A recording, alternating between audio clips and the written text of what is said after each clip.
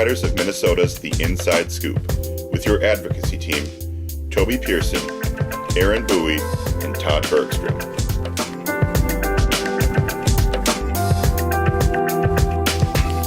This week's host, Toby Pearson.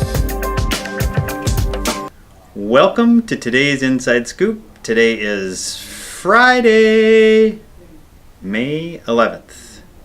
And as we like to say here in the lobbying side of things, there can only be 10 more days left of regular session because they have to be done on May 21st, if not before.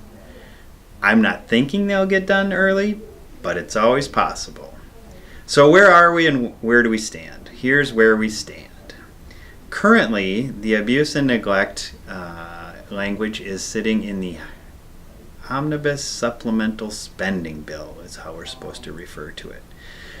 As you recall, the House has passed the language and moved it into their Omnibus Supplemental Spending Bill. So it's there. Yesterday they did a walkthrough on the language. They explained everything that was in the abuse and neglect stuff. There were no questions asked about the language.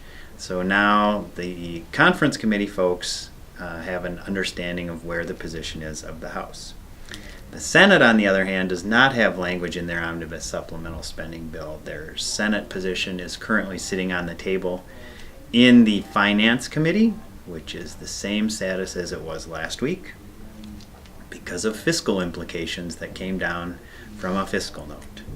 So, we still have problems with what's sitting on the table in the Senate Finance Committee, and we've outlined these before, but they are one, the interested person's definition is way too broad and unworkable for folks.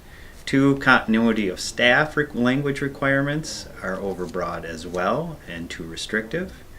Three, retaliation is overbroad as well, and there aren't any qualifiers for it. Four, deceptive marketing. Again, you cannot include oral representations. We want it to be whatever's in the written contract, and if you violate the contract, then you've done deceptive marketing. And five, the rights and process of both termination of leases and services. Their appeal process and rights are too broad for us still. So we continue to work with the Senate on those 5 challenges. And we hope that at the end of the day they can come to see the light that we shine upon them. So what is our message right now? Well, our message right now is that we continue to support the House language.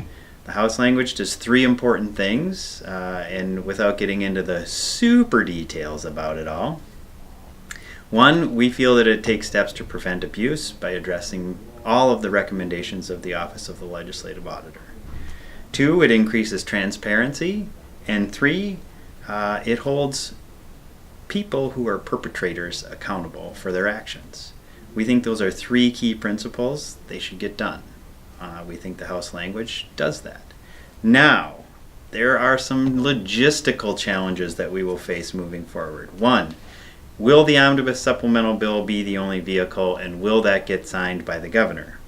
Some of that gets ironed out by the folks in the House and the Senate that are on that conference committee and leadership. We don't know as we have any control over that, but we think this is really important and that this should pass and get signed this year. So again, we support the House language. We think it's important it can get passed this year. It's the right step to take, and it also allows constant improvement by using task forces to move and evaluate things moving forward. So, we have asked yesterday, we sent out an action alert saying please contact your legislator. If you haven't done that yet, please go to the link that Lisa will provide you and contact your legislator with our message. Straightforward, we support the House language. This is important. Let's get it done this year.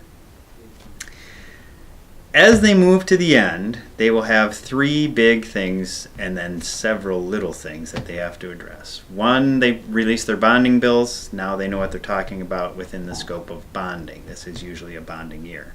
2, they have their tax bills to try to comply with the federal tax requirement changes. That is going to be a mess that they have to sort out. And the 3rd big piece is the Omnibus Supplemental Bill, where currently we sit. They have no more than 10 days, as they have to wrap it up no later than the 21st. So we will see what they do as we work pretty much nonstop between now and the 21st.